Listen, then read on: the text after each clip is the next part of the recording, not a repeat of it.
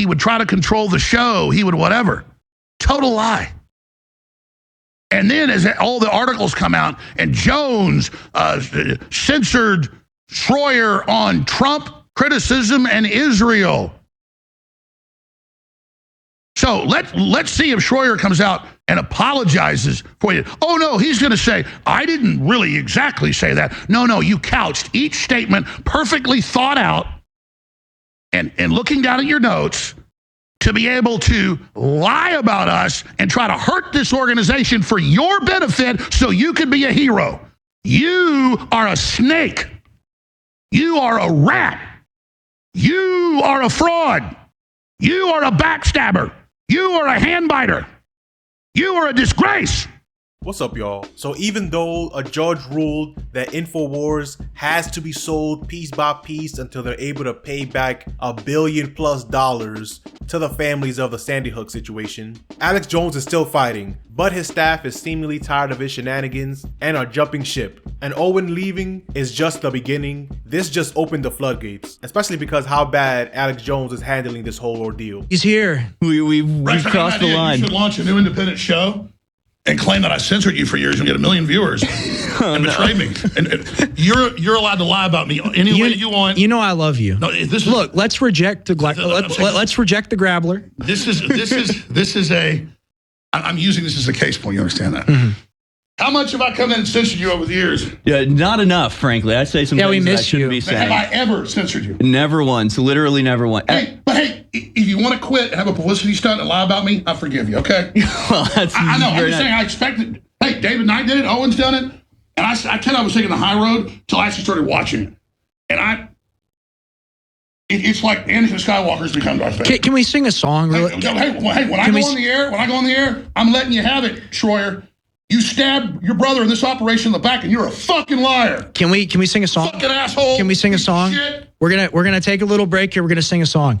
So clearly Alex is handling this like any other boss, like any other adult would in this situation, and showing the rest of his employees how great he'll handle things as soon as they leave. We're gonna watch some clips from Owen himself explaining why he decided to leave. In a 5-hour live, he basically explains that Alex Jones eventually became a nightmare to deal with. He became super overbearing, trying to control his show, what he talked about, the fact that he was getting a little too anti-Trump and being too quote-unquote pessimistic, and would try to control the guests that would appear on the War Room. You know, Alex had been coming into my show and talking about how I'm negative and calling me a pessimist and all this other stuff, which is fine. You work for Alex, you're going to get hit with it a lot. Alex is not easy to work for, and that's fine. You know, that's okay. But, okay, he says I'm too negative. He says I'm a pessimist, whatever. I'm too anti-Trump. So I just said, all right, you know what? I'll just take some time off. I'll just disappear. And if Alex thinks I'm too negative, then maybe he's right. Maybe he's right. Maybe I'm too negative now. Maybe I'm too much of a pessimist now. Maybe I'm too anti-Trump now. Whatever his issue was when he kept coming in the show, telling me I'm too negative, saying I'm a pessimist on his show, I said, okay, maybe he's right. I'll take some time off. I'll blow off some steam. I'll just get out of the ring for a week. And, you know, maybe I'll come back a little more positive. And you know, maybe there was a level of reality to that. And I think I did come back more positive. But the same issues that I had started up immediately as soon as I came back. And it's not to say that I didn't have creative control over the InfoWars War Room. But I mean, imagine it's like somebody staring over your back 24/7. And so every single day that I came back, it was either a guest that I was told I had on at the last minute, or it was, you know, him coming into the studio. He wants me to cover this. He wants me to cover that. Or I have to host his show for him because he's not in. So there's nothing consistent for me. I couldn't do what I wanted to do, which I'll explain what I want to do in a second here. And of course, Alex will push back on that because he sees his show, his network, as a news network. So sometimes the director would say, hey, interview this guy. Hey, cover this. That doesn't seem too out of the ordinary. And Kyle Seraphin starts texting me saying, hey, I just got sued by Cash Patel's girlfriend. Plus we found a secret J6 database to secretly persecute people and this and that. I go, well, that's huge.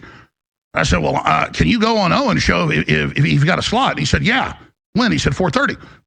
So I call up Rob Agueros, who's the producer at that time, and I say, hey, see if Owen wants him on, has got a slot. He can come on anytime after 4:30. And then Rob calls back and he says, well, what's the topics? And I said, well, just call Seraphin. And I said, I'll send a voice memo to Owen. So Owen, during a break, listens to it and says, that's it. I'm leaving. And says, I'm controlling his show in a newsroom saying, hey, this is a big thing. I can't do it because, I stay up here at night and do reports. I'd have done it. Here's this thing, we're a team. And that's been like that ever since he was here and before he was here.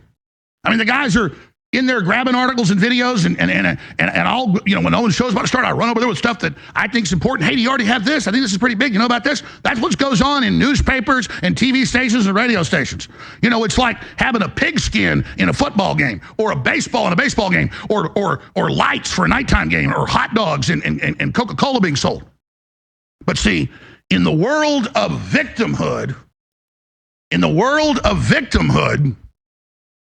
that is like absolute total censorship to give people information. But that's how he's then vague. He was standing over me. Actually, if we did our job better, I would be doing that every day, not bringing him something once a week. Hey, in here on the computer, I just grabbed it off Fox, off the satellite. And here Alex is going to address the point of not criticizing Trump too much, but ultimately wanting to focus on the Democrats, which is pathetic because I remember when Alex used to be all opportunity hate. It used to be the case that if you were in any position of power, then you were an enemy to Alex Jones.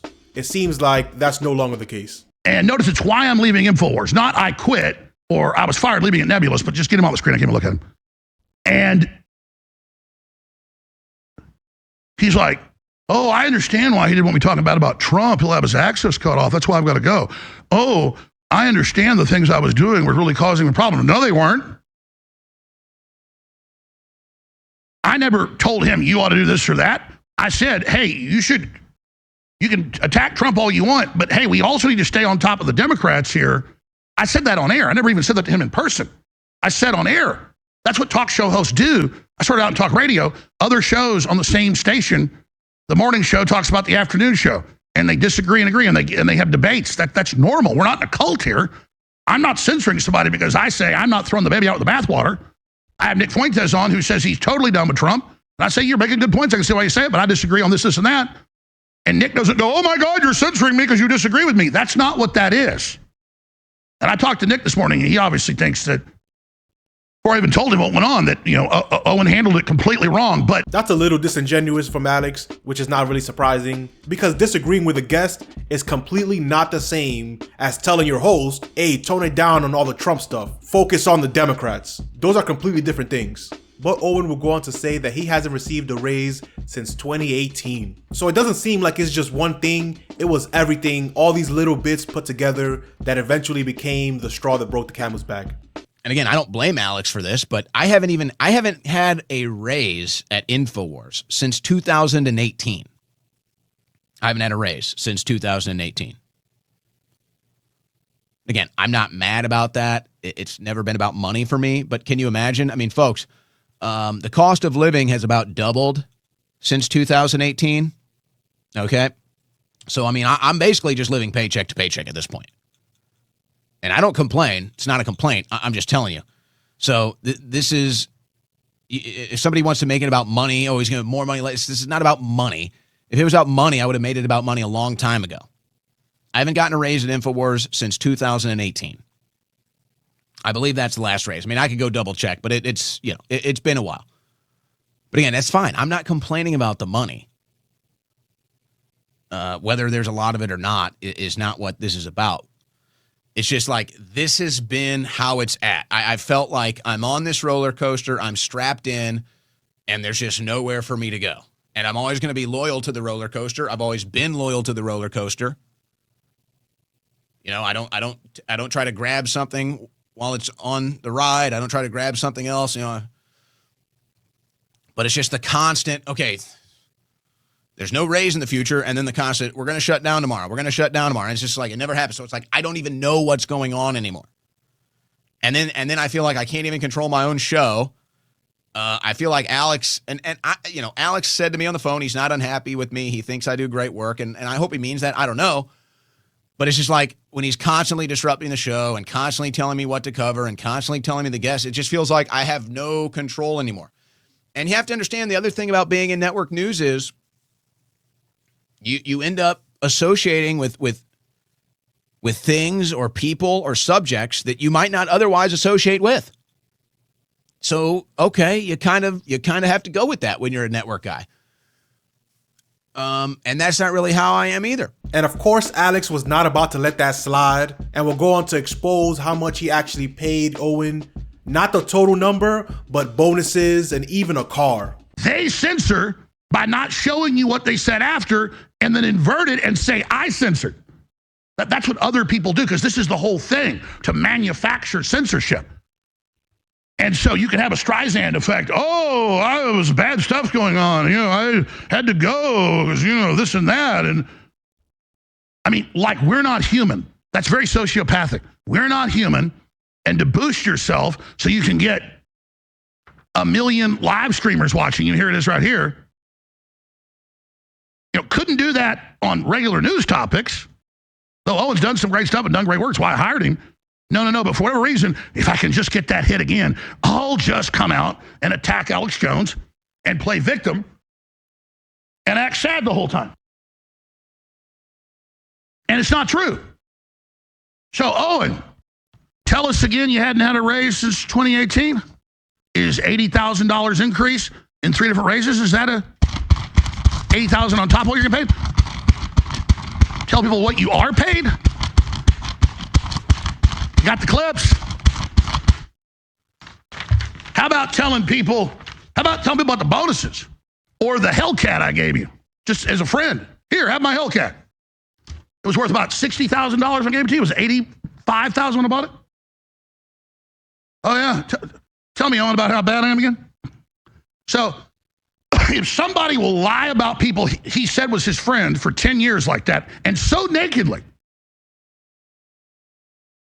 that's a really nice person. Seems like the fact that Owen had about 1 million people watching his live stream on Twitter really pissed Alex off, because it was like, how come he wasn't this popular on the network talking about regular things? Because people love drama, Alex. Come on. Stop acting so dense. But who do you think is right in the situation? Do you think Owen is right for finally putting his foot down and trying to go out on his own? Or do you think Alex is just trying to maintain the ship that he has left? Let me know what you think about all this in the comment section below. And if you want to see Morning Joe try to trap a mayor and it backfires completely, click this video. And if you're still watching this far, you might as well subscribe to the channel. Peace.